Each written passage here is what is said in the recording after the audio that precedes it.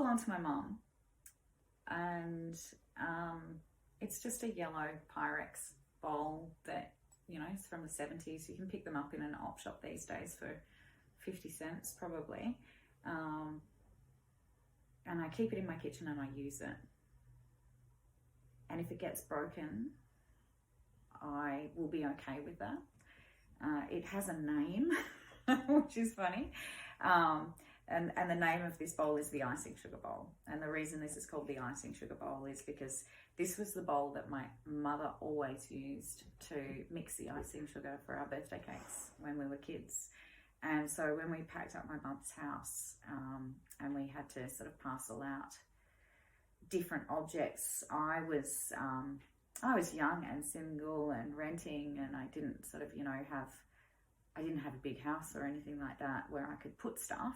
So I really consciously had to decide, well, what are the things that are important that I feel that I wanted to keep from both my parents, because we were packing up a house that was associated with both my parents because my father had already passed away. And so things had to be small and they needed to be really meaningful, and I only kept a handful of things. So the icing sugar bowl was the one thing that I chose, and it's not pretty, and it's not special unless you know the story behind it. But I know that mixing icing sugar for a birthday cake with my mum as a child was always a moment that was filled with love, and that was a coming together, and it was joyful. And it was time when my mum taught me things and was really very present with me in the act of creating something that celebrated a person in our family. And so this became really sentimental to me, and I kept this, and I kept the tea caddy, because we have this busted old tea caddy that's just it's an old Richways tea tin. It's not special at all. It's got so many dents in it. It's so scratched.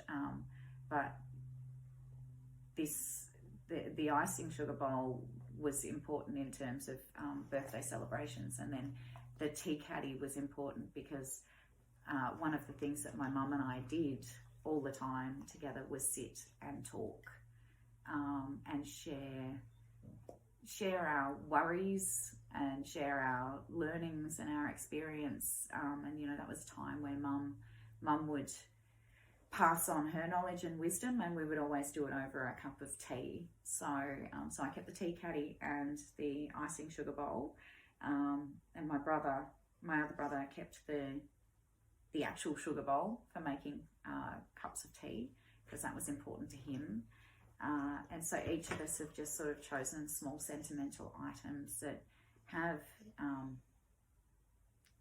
have stories woven into them that connect us. And I like this because I can keep it in my kitchen, and every time I get it out, it connects me to my mum. Or every time I see it, even, because it's on an open shelf, and it'll just sit there, and it'll help her stay with me. And also, if it just comes up in conversation with my kids, then they get to experience the stories of their grandmother and have that connection to their grandmother in it's a really mundane, everyday way. Like, it doesn't have to be.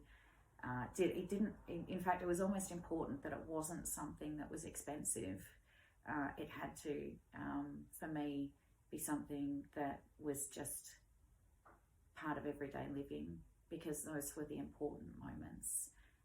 The expensive stuff, like jewelry and bits and pieces, it sparkles and it's gorgeous, and it can it's often sort of a named item, not an insurance claim or something like that. But that wasn't what I connected over. What I connected over was time together. So and just the sharing of those moments was important. So this is my icing sugar bowl, and I still use it only ever to mix icing for cakes.